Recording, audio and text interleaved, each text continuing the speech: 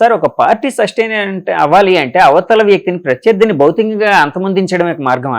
అంటే ఆ స్థాయికి మనం దిగిపోయాం, అంటే మన మెచ్యూరిటీ లెవెల్స్ ఆ స్థాయికి దిగిపోయాయి. ఈ మధ్య నిన్ననే ఒక ఎనలిస్ట్ మాటలు విన్నాను, ఒక వీడియో చూసాను. ఆయన ఒక మాట చెప్పాడు, జగన్ గారు హ్యాపీగా లండన్కి వెళ్ళిపోతున్నారు ఎలక్షన్ తర్వాత. అంటే పోరాడారు సరే, రిజల్ట్ అనేది 4 వరకు వదిలేశారు, ఆయన తన ఫ్యామిలీతో రిక్రియేట్ అవ్వడానికి వెళ్తున్నారు, ఫ్యామిలీ సమయం.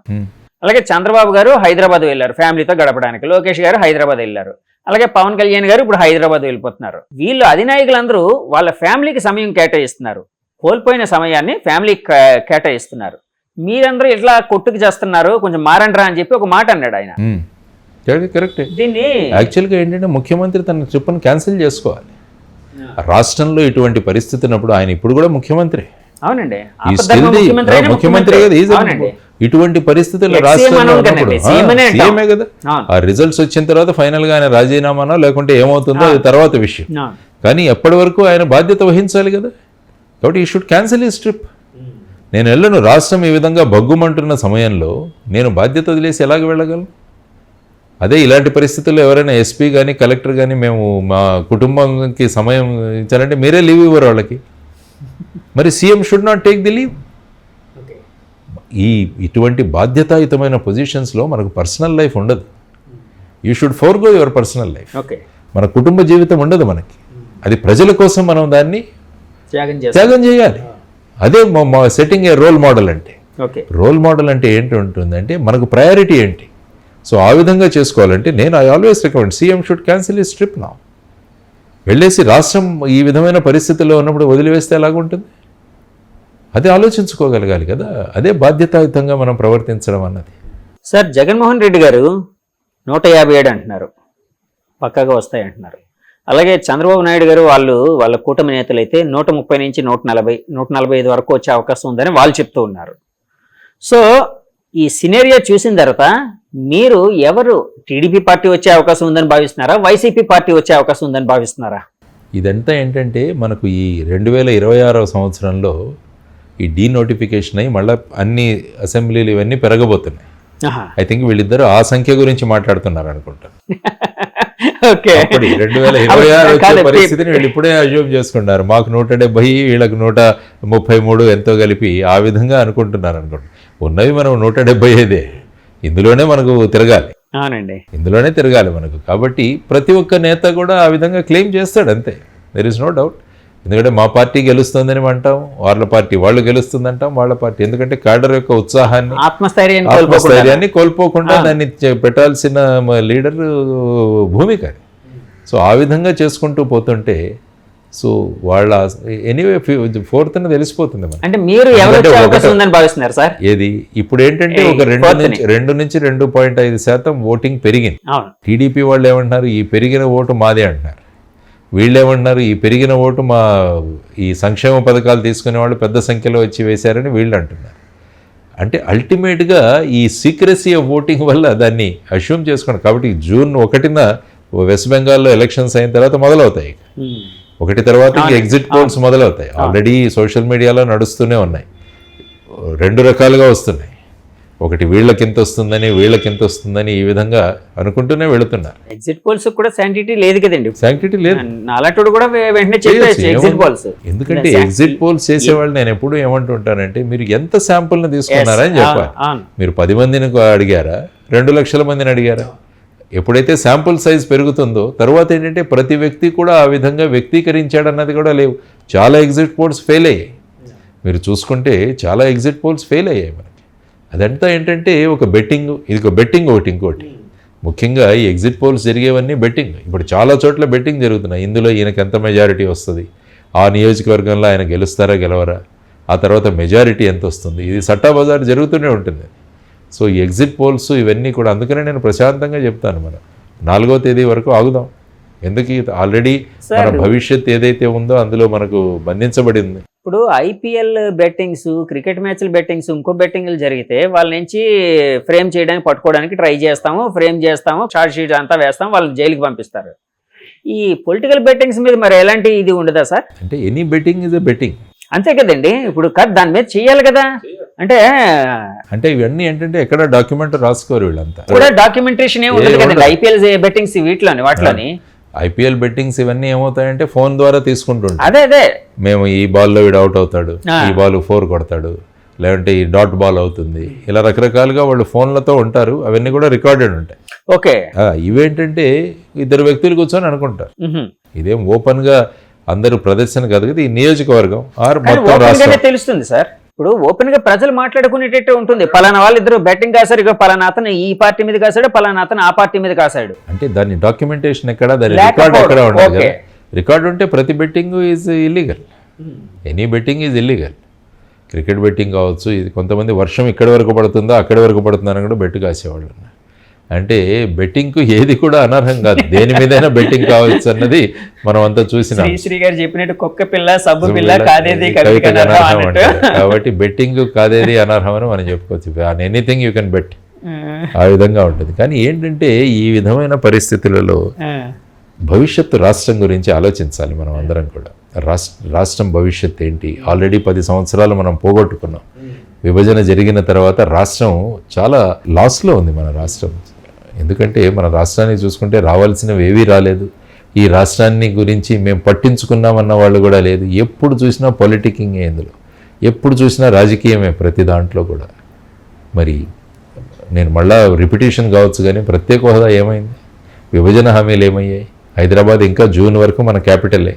మరి దాని గురించి ఏం చేస్తున్నాం సార్? ఇప్పుడు ఫర్ ఎగ్జాంపుల్ ఏదో ఒక పార్టీ వచ్చింది అనుకోండి, వాళ్ళు ప్రత్యేక హోదా మీద ఫోకస్ చేసే అవకాశం ఉందని మీరు భావిస్తున్నారా? ఫోకస్ మేము చేయించబడుతుంది కాదు, మీరు వాళ్ళు చేసే అవకాశం ఉందని మీరు భావిస్తున్నారా? చేయరు. ఎందుకంటే పైన సెంట్రల్ గవర్నమెంట్ ఫర్ ఎగ్జాంపుల్ వాళ్ళు ఏమంటే వీళ్ళు జీ హుజూర్ అంటారు కదా. ఎందుకంటే ఆయనకు విరుద్ధంగా మాట్లాడే వాళ్ళు ఎవరైనా ఉంటారో, ఫర్ ఎగ్జాంపుల్ బీజేపీ అక్కడ వస్తే, ఆ తర్వాత కాంగ్రెస్ ఏం చెప్పింది, మేము వస్తే మటుకు ప్రత్యేక హోదా ఇస్తామని అన్నారు. కాబట్టి ఇవ్వాలి ప్రత్యేక హోదా. కానీ ఇక్కడ ఇంకొక మాట కూడా ఉందండి.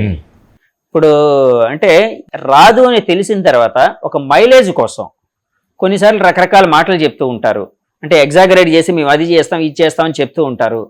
రాదు వచ్చినప్పుడు విషయం కదా, సో వచ్చినప్పుడు చూసుకుందాలే, మనం ఎలాగా రాం కదా, కాబట్టి మనం ఏం చెప్పినా చెల్తుంది అన్నట్టు కూడా కొంతమంది పార్టీలు కానీ కొంతమంది అభ్యర్థులు కానీ చేస్తూ ఉంటారని కూడా వినిపిస్తూ ఉంటుందండి. మీరు అధికారంలో రాకపోయినంత మాత్రాన మీరు చేయకూడదని ఎక్కడా నియమం లేదు కదా. మీరు ఒక ప్రెషర్ గ్రూప్ను తయారు చేయవచ్చు. మా ప్రత్యేక హోదా సాధన సమితి మళ్ళీ మేము మొదలు పెట్టాం ఈ విషయాన్ని. మా ప్రయత్నం జరుగుతూనే ఉంటుంది, ఏ పార్టీ వచ్చినా కూడా, irrespective of the party. Srinivas గారు, నేను కూడా ఉన్నాను. వారి అధ్యక్షత నేను సెక్రటరీగా ఉన్నాను. దాంట్లో మేము మా పోరాటం స్టార్ట్ చేసాం, జరుగుతున్నాయి. ఈ విధానాలు జరుగుతూనే ఉన్నాయి. రాష్ట్రానికి ప్రత్యేక హోదా ఎందుకు తీసుకురారని వీళ్ళందరినీ అడుగుదాం. అందుకనే అంటున్నాను, అసెంబ్లీలో ఒక ఇండిపెండెంట్ వాయిస్ అవసరం. మనకి 2 పార్టీలను సమన్వయం చేసి అందరం కలిసి వెళదాం పదండి ప్రధానమంత్రి దగ్గరికి అని మాట్లాడేవాళ్ళు కావాలి ఇక్కడ. లేకుంటే ఏమంటారు, మన రాష్ట్రంలో ప్రధానమైన సమస్య ఏంటంటే క్రెడిట్ ఎవరికి వస్తుంది అన్నది ప్రధానమైన సమస్య. ఇప్పుడు ప్రత్యేక హోదా వీళ్ళు తెచ్చేస్తే రేపు వీళ్ళ పొలిటికల్ మైలేజ్ పెరుగుతుంది కాబట్టి దాన్ని మనం ఆపేయాలి. ఇప్పుడు మనం ఇక్కడ కూడా చూసాం, పార్లమెంట్లో కూడా ఒక అభ్యర్థి మాట్లాడుతుంటే ఇంకొక అభ్యర్థి వాళ్ళని డిస్టర్బ్ చేయడం, అది కేవలం మన రాష్ట్రం వాళ్ళ ఎంపీల్లోనే చూస్తాం. మిగతా ఏ రాష్ట్ర ఎంపీలు వాళ్ళ రాష్ట్ర ఎంపీ మాట్లాడుతుంటే వాళ్ళు కూడా మాట్లాడుతుంటారు, సపోర్ట్ చేస్తుంటారు. మన దగ్గర చూడండి, ఎంపీలు మాట్లాడుతుంటే ఎంత దారుణం అంటే మనం we have become a laughing stock. మనం అందరూ కూడా నవ్వుకోబడ్డే వాళ్ళలాగా మన రాష్ట్రాన్ని ఆ విధంగా తీర్చిదిద్దాం. సార్, ఈ విషయంలో తమిళనాడు వాళ్ళని మనందరం ఆదర్శంగా తమిళనాడు, మహారాష్ట్ర, కొన్ని రాష్ట్రాల వాళ్ళని, ఎందుకంటే పార్టీలకు అతీతంగా వాళ్ళ ప్రయోజనాల కోసం ఒక్కటిగా పోరాడతారు. ఏదైనా వస్తుంది ప్రాజెక్ట్ అంటే అందరూ కలిసిపోతారు. వెళ్ళి అందరూ కలిసి ముఖ్యమంత్రి ప్రధానమంత్రి దగ్గర కన్సర్న్ మినిస్టర్ దగ్గర కూర్చొని మా రాష్ట్రానికి ప్రాజెక్ట్ తీసుకురావండి అన్న కమిట్మెంట్ ఉండేది. ఇక్కడేంటి, రాకపోయినా పర్లేదు, వాళ్ళ రిజీమ్లో ఇది రాకూడదు, వాళ్ళ ప్రభుత్వంలో ఉన్నప్పుడు ఇది రాకూడదు అన్న ప్రయత్నాలు జరుగుతుంటే, ఇక్కడ ఏదైనా జరుగుతుంటే లెటర్లు రాసిన వాళ్ళు కూడా చాలామంది ఉన్నారు. ఏదైనా ఒక ప్రాజెక్ట్ వస్తుంటే ఈ ప్రాజెక్ట్ రానివ్వకూడదని లెటర్లు రాసిన ఉదాహరణలు కూడా మన దగ్గర చాలా ఉన్నాయి సార్. ఉన్నాయి. ఈ ప్రాజెక్ట్ రాకూడదు, ఈ విధంగా అవ్వకూడదు అన్నవి వీళ్ళే ఒక కల్పన చేస్తూ చాలా విషయాలు జరిగాయి మన దగ్గర. దానివల్ల ఏమవుతుందంటే చూడండి, రేపు వచ్చే 5 సంవత్సరాలు కూడా చాలా ముఖ్యమైన పీరియడ్ ఆంధ్రప్రదేశ్కి, ఈ వచ్చే 5 సంవత్సరాలు. కాబట్టి నా ఉద్దేశం ఏంటంటే ఎలక్షన్ రిజల్ట్స్ ఏవైనా రానివ్వండి, అందరం కలిసికట్టుగా పోరాడదాం రాష్ట్రం కోసం. ఎవరు ప్రభుత్వం ఏర్పాటు చేసినా, ఎవరు ప్రతిపక్షంలో ఉన్నా కూడా అందరం కలిసి రాష్ట్రం కోసం ఒక 5 సంవత్సరాలు మనం పాటుపడదాం. అందరం ఒక మోడల్గా ఒక నమూనాగా ఒక ఆదర్శమైన రాష్ట్రంగా మళ్ళా తయారు చేయడానికి మనం ప్రయత్నం. మీ కక్షలు కార్పణ్యాలు ఇవన్నీ పక్కన పెట్టండి, రివెంజ్ పాలిటిక్స్ పక్కన పెట్టండి, అవన్నీ పక్కన పెట్టి అందరం కలిసి పనిచేద్దామన్న ఒక కాన్సెప్ట్ కోసమే జై భారత్ నేషనల్ పార్టీ ప్రయత్నిస్తాం. ఒక అనుసంధానకర్తగా ఉండాలి అని చెప్పేసి మేమంతా కోరుకుంటున్నాం. అందరం కలిసి పోరాడతాం.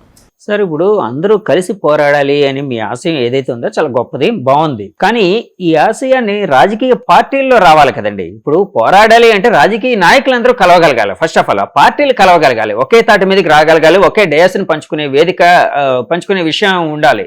సో ఆ విధంగా జై భారత్ పార్టీ మీరు కానీ ఏమైనా చేయగలుగుతున్నారా? అంటే పార్టీలతో ఏమైనా వాళ్ళ అవేర్నెస్. అందుకనే ఏంటంటే నేను ముఖ్యంగా అన్నది ఒక నియోజకవర్గాన్ని ఆదర్శ నియోజకవర్గంగా చేద్దామన్న కాన్సెప్ట్ నేను ఎందుకు పెట్టాను అంటే, అప్పుడు ఏమవుతుందంటే రాజకీయ నాయకుల్లో కాంపిటీషను వాళ్ళ నియోజకవర్గాన్ని ఆదర్శ నియోజకవర్గంగా చేసే తపన వాళ్ళలో మొదలవుతుంది. ఇప్పుడు మేమంటారు, ఫర్ ఎగ్జాంపుల్ నేను రేపు ఎమ్మెల్యే అయితే మా ఉత్తర నియోజకవర్గాన్ని నా శాయశక్తిలో నేను ప్రయత్నిస్తాను బెస్ట్ నియోజకవర్గంగా చేయడానికి. 34 పాయింట్లలో నేను ప్రతి 3 నెలలకి నా ప్రోగ్రెస్ రిపోర్ట్ పంపిస్తానని కూడా చెప్పాను ప్రజలకి. అది చేసినప్పుడు మిగతా నియోజకవర్గ ప్రజలు అడుగుతారు వాళ్ళ ఎమ్మెల్యేని, మరి అక్కడ జరుగుతున్నప్పుడు మన దగ్గర ఎందుకు జరగకూడదు? అప్పుడు ఏముందంటే ఎమ్మెల్యేల మధ్య అభివృద్ధి అన్న కాన్సెప్ట్ అన్నది మొదలవుతుంది. కాబట్టి మా ప్రతి నియోజకవర్గాన్ని ఎమ్మెల్యే ఉత్తమ నియోజకవర్గంగా మోడల్ కాన్స్టిట్యుయెన్సీగా తయారు చేయాలని ఓటర్లు కోరుకోవడం మొదలు పెడతారు. అప్పుడు ఏమవుతుంది, ఒక 175 ఆదర్శ నియోజకవర్గాలు ఏర్పడితే ఒక ఆదర్శ రాష్ట్రం ఏర్పడుతుంది. కాబట్టి ఎక్కడో ఒక చోట దాన్ని అంకురార్పణ జరగాలి అన్నది నేను అంటాను. సో ఆ ఇనిషియేషన్ చేయాలన్నది అప్పుడు ఏమవుతుందంటే వీళ్ళలో సఖ్యత వస్తుంది. అరే మనం కూడా డెవలప్ చేద్దాం, మనం కూడా డెవలప్ చేద్దాం. రేపు అసెంబ్లీలో జరిగే చర్చల్లో కూడా ఎమ్మెల్యేలు ఏమంటారు, మాకు ఫండ్స్ ఇవ్వండి, మాకు ఫండ్స్ ఇవ్వండి, ఈ విధంగా చేయండి, సెంటర్ నుంచి ఫండ్స్ తీసుకొద్దాం.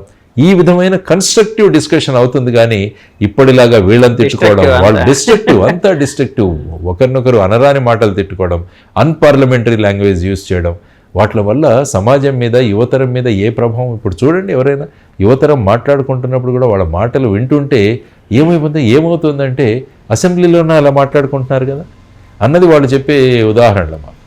కాబట్టి మనం ఒక జనరేషన్ పోగొట్టుకుంటాం. తయారైపోయింది, ఎవరి కన్సర్న్ పెద్ద హోదాగా అయిపోయింది.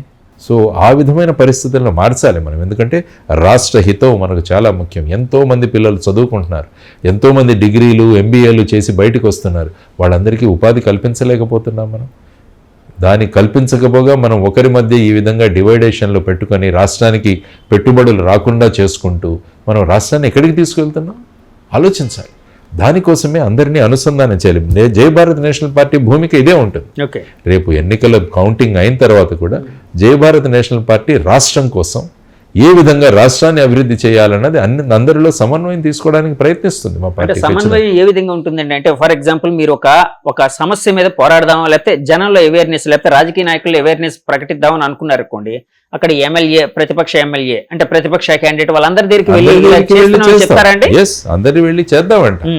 ఇది మనం క్రెడిట్ కాదు, అందరూ ఆహ్వానిస్తాం కదా, అదే కాన్సెప్ట్. కానీ క్రెడిట్ అంతా మీకు వస్తుందని అనుకుంటే వాళ్ళు, నాకు క్రెడిటే వద్దు, మీరే తీసుకోండి క్రెడిట్. అన్నారు కదా క్రెడిట్ వద్దు. క్రెడిట్ మన నియోజకవర్గానికి రానివ్వండి, క్రెడిట్ మన ప్రజలకు వెళ్ళనివ్వండి, ప్రజలు అభివృద్ధి చెందని. ఈ క్రెడిట్ అనే రాష్ట్రాన్ని ఈ విధంగా డెబిట్లో పెట్టాం, డెబిట్ పెట్టేసాం, రాష్ట్రంలో డెట్లో చేసేసాం, మనం రాష్ట్రం అప్పుల పాలు చేసేసాం. కాబట్టి వీటన్నిటి గురించి ఆలోచిద్దాం, కన్స్ట్రక్టివ్ డిస్కషన్లు తీసుకొద్దాం, పబ్లిక్గా చర్చిద్దాం అన్ని విషయాలు. సో ఈ విధంగా మార్పు రాజకీయాలు తీసుకురావడానికి మేము ప్రయత్నిస్తాం ఖచ్చితంగా.